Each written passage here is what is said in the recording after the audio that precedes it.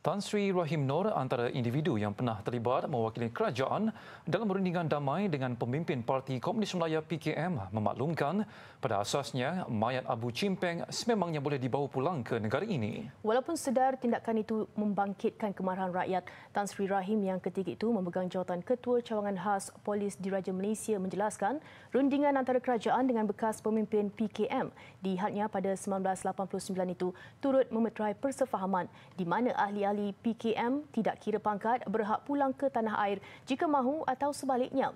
Ikuti temu bual wartawan Salina Zakaria bersama bekas Ketua Polis negara itu. Tan Sri Rahim ketika ditemui di kediamannya berkata, walaupun sudah 30 tahun berlalu, kandungan perjanjian dimeterai masih diingati. Jelasnya daripada 5 sesi pertemuan bersama PKM dalam tempoh setahun rundingan pada 2 Disember 1989, hanya 5 daripada 20 syarat yang ditetapkan PKM dipersetujui kerajaan. Antaranya ahli-ahli PKM tanpa mengira kedudukan boleh kembali ke Malaysia dan tinggal secara aman. Namun dengan syarat tegas, mereka sama sekali tidak boleh menyebarkan fahaman komunisme yang menjadi tunjang kekejaman kepada rakyat ketika darurat. Menurut semangat, the spirit and letter dalam bahasa Inggerisnya, the spirit and letter of the agreement, memang bukan hanya mayat Chimpeng, mayat pemimpin yang lain seperti Abdullah Sidi. Saya dengar dia masih hidup. Rashid Maidin dah lama dah meninggal dunia di sepadan lah. Jadi tidak ada orang kata yang usaha-usaha daripada pihak CPM ni yang boleh menggugat. Dia makna menggugat tu dia nak usaha nak menghidupkan balik. Itu yang paling utama lah. Itu yang paling utama dari segi keselamatan lah. Tambahnya segelintir pihak juga sengaja mahu membangkitkan kemarahan rakyat dengan menimbulkan isu itu dan menjadikannya kontroversi di media sosial. Walaupun memahami parut masih terasa.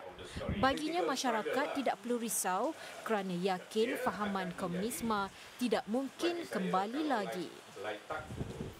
Jadi kenapa ya?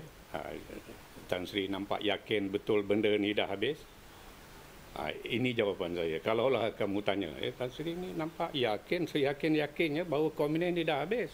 Ini masalah komunis di negara kita.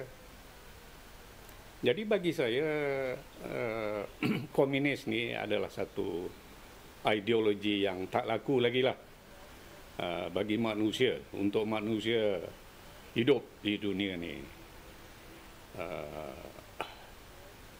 Contoh yang ada saya boleh beri negeri China.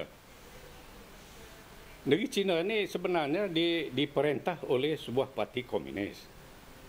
Parti Komunis China, Chinese Communist Party. Namanya pun Chinese Communist Party yang dah memerintah sejak tahun 89. Zalim yang kita tak terfikirkan, kezaliman terhadap manusia. Bagi mengekalkan keamanan negara, Tan Sri Rahim meminta masyarakat mengambil jalan tenang kerana membangkitkan emosi yang resis dan keterlaluan hanya akan membawa kepada kebinasaan. Walaupun mempunyai ideologi komunis, ketika kali terakhir bertemu Chimpeng, beliau melihat individu itu hanya manusia biasa dan pernah menyesal dengan perbuatan lampau. Laporan Salina Zakaria untuk rangkaian televisyen Media Prima.